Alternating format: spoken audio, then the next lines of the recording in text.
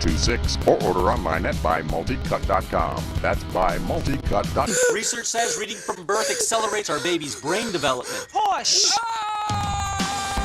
Read aloud 15 minutes. Every child, every parent, every day. What happens in this town never stops impacting you. And that's why Shannon Bream is now live every weeknight. She's digging into every agenda, issue, and event that could shake up the country. Fox News at Night, live with Shannon Bream, premiering Monday, October 30th on the Fox News Channel.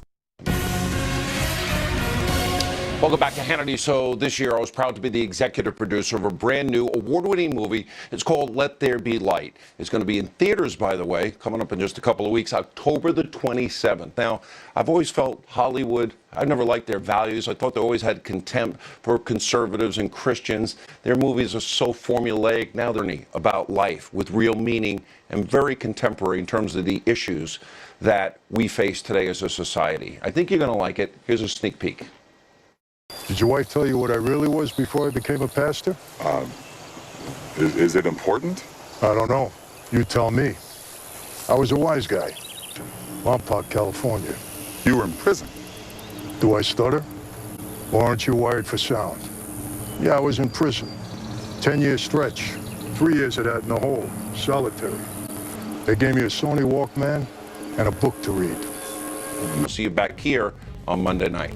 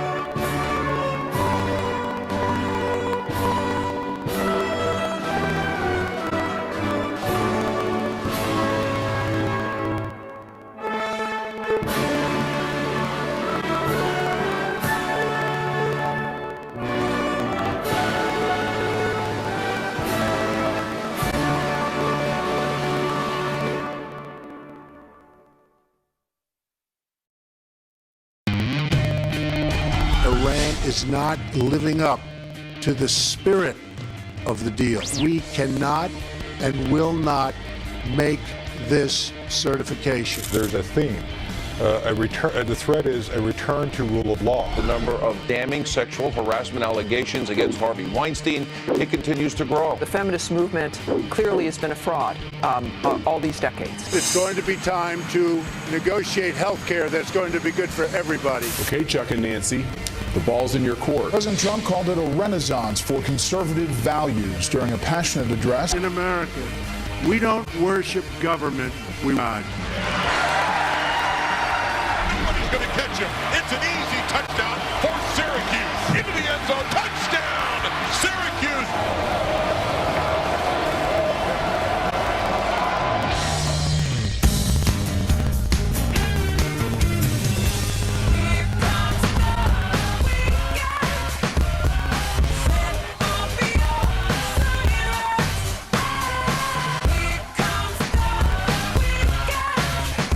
The weekend is already here for this crew. We've been up for hours now. I know. What is this? Weekend? No, Did what you weekend? see that last clip?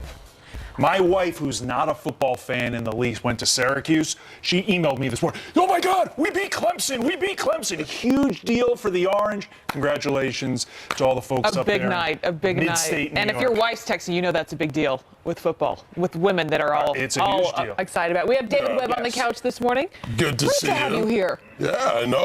We got the nice little color coordination. We look good. We didn't even plan it. You know what I love about this is unplanned. Unplanned. I love learning about our guest hosts, what they drink in the morning. I was just asking you, what is your choice? You say you're a black coffee guy. I like black coffee with a little bit of brown sugar in it. Brings out the flavor, but I've got my tea here. He's going to. What I love about this threesome here right now, we look like we're just ready to give a sides of this. All right. Well, and per usual, Friday is often the busiest day of the week for the administration, and yesterday was the same. A lot of news coming out of the White House yesterday. President Trump announcing he will not certify the Iran nuclear deal. But the president stopping short of scrapping the deal altogether. Kevin Corker is live for us in D.C. with more on what this means. Kevin, good morning. It is early, too, where you are.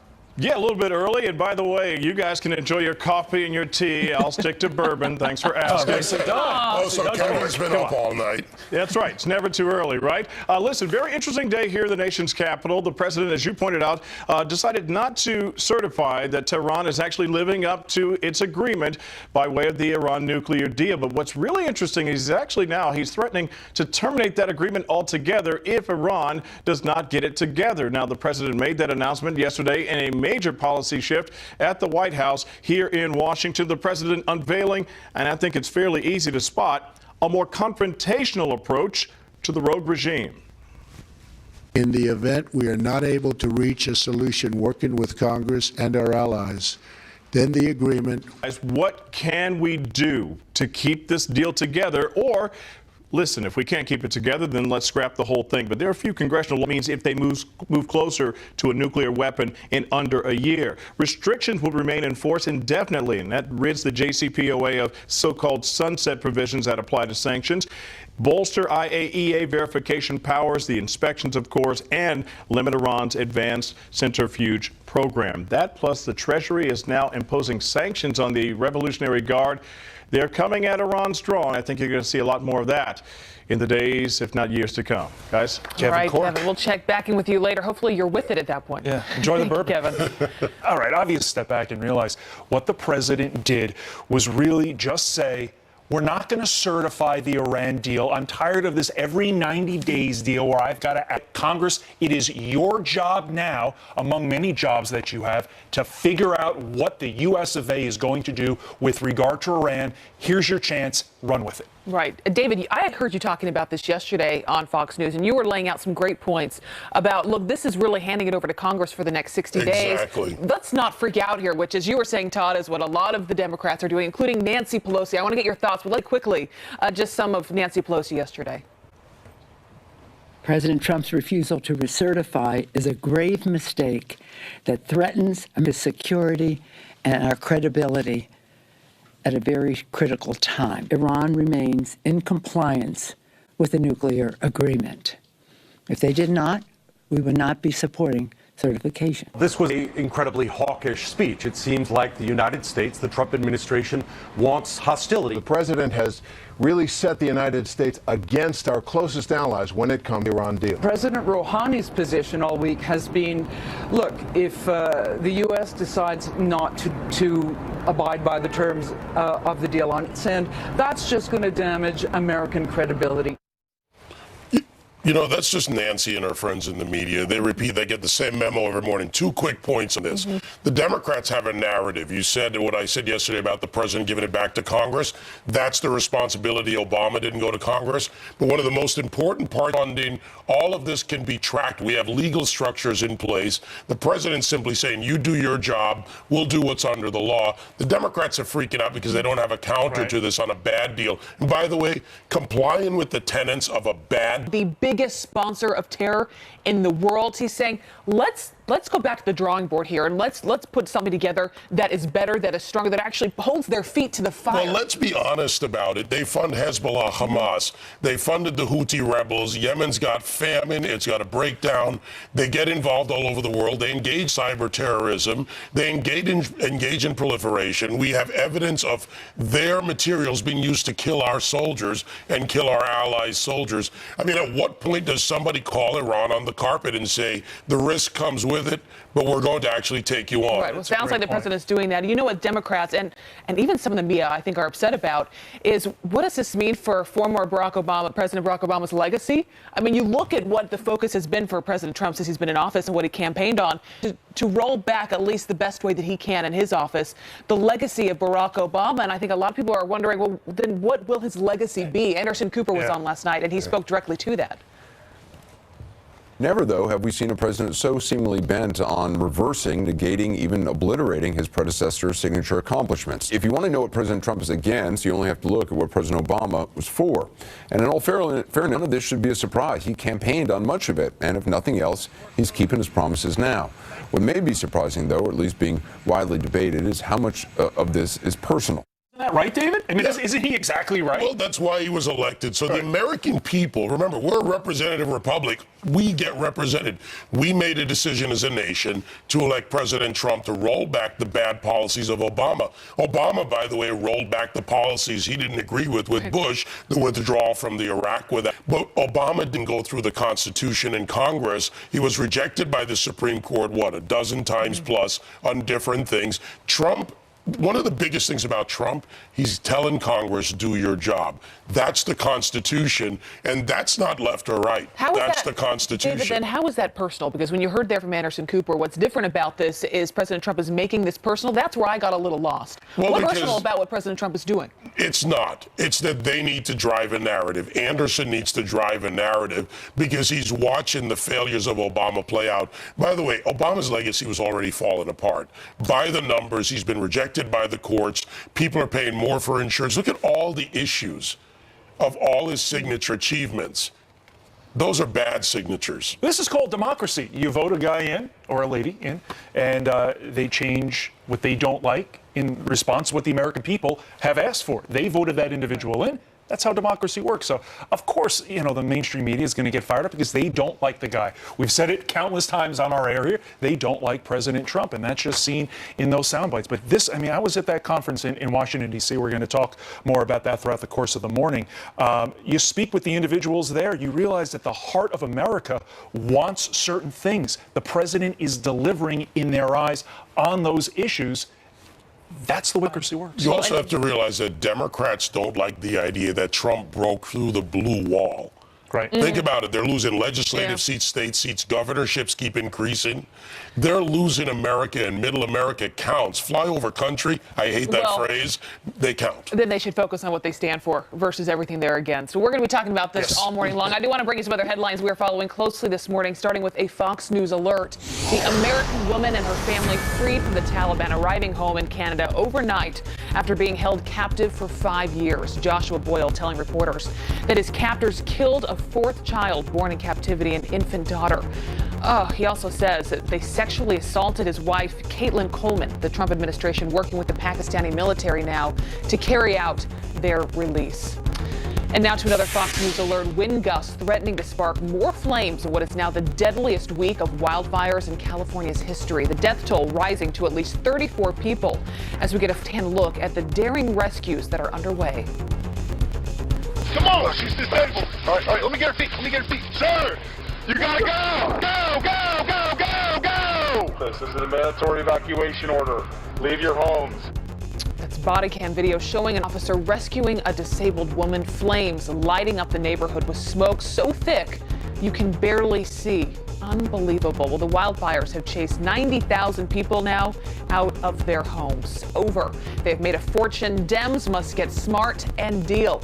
18 states and the District of Columbia now suing the Trump administration following Friday's announcement. States asking the court to force the administration to make the next payment to insurers scheduled for Wednesday. Speaking of the president, he's taking aim at NFL players kneeling during the national anthem during his weekly address to the nation. Take a listen.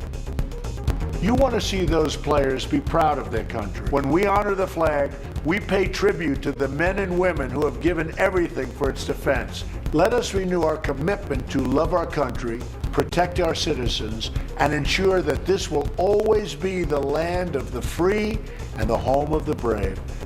The NFL says it has no plans to force players to stand for the national anthem, but instead will meet with owners to discuss a possible solution to end the protests. I heard Sheriff David Clark earlier this week. I think he was on Hannity, and Hannity was asking about the conversation we're having. He said, what is there to discuss? When the national anthem plays, you stand and you put your hand over your heart. Yeah, there's not much of a debate there. And by the way, I've said this for weeks now, and actually probably a year. If you want to protest the cops, as Colin Kaepernick began and started, turn around, protest the guys on the sidelines in uniform that are guarding the stadium. That's it. All right. Democrats crying sabotage. That is their word over President Trump's order to end Obamacare subsidies. Just don't ask them what's in it.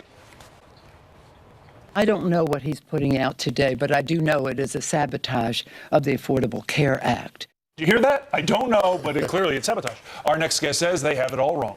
Yeah, and this Marine lost both his legs while serving in Afghanistan. Now he's running 31 marathons in 31 days to help our troops. That's amazing. His next stop right here on Fox and Friends. That'll make you feel lazy this morning. Yeah. Wow, unbelievable. Hi? We're looking for insurance. Let's see who's free. Is your insurance agent trapped? Probably. When agents work for only one company,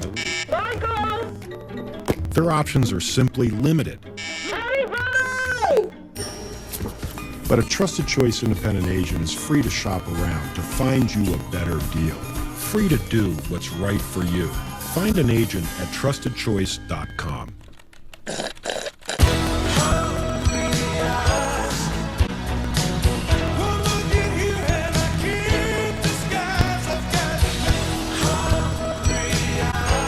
Applebee's 2 for $20. Now that's eating good in the neighborhood. This woman is laughing because she's listening to Audible. And this woman is pretending her boss's terrible story is funny. Experience the comedy, not your commute. Dial ** Audible on your smartphone to start listening today. To withstand a future mission to Mars, mankind needs the right technology. So Hewlett-Packard Enterprise built the most powerful supercomputer ever launched into space, getting us closer to our next giant leap. When everything computes, what's next is extraordinary. Defeating Alzheimer's means saving memories. A new compute architecture from Hewlett-Packard Enterprise analyzes genetic data 100 times faster, getting us closer to a cure. When everything computes, what's next is extraordinary. Working hard to lower your LDL bad cholesterol? Not making enough progress? You eat well, take the highest dose statin you can, but still aren't getting where you need to be. Now there's Repatha, a different way to reduce LDL and get on the path to dramatically lower numbers. Repatha works differently than your statin to help clear LDL. Repatha plus the highest dose statin drove down LDL an average of 71% more than a statin alone. Do not take Repatha if you are allergic to it. Repatha may cause allergic reactions. Signs include redness, severe rash or itching, swollen face, or trouble breathing. The most common side effects include runny nose, sore throat, common cold symptoms, flu or flu-like symptoms, back pain, and redness, pain, or bruising at the injection site. Added to a highest dose statin, Repatha lowered LDL below 70 for up to 90% of people. Ask if Repatha can get you on the path to way lower LDL. We'll make this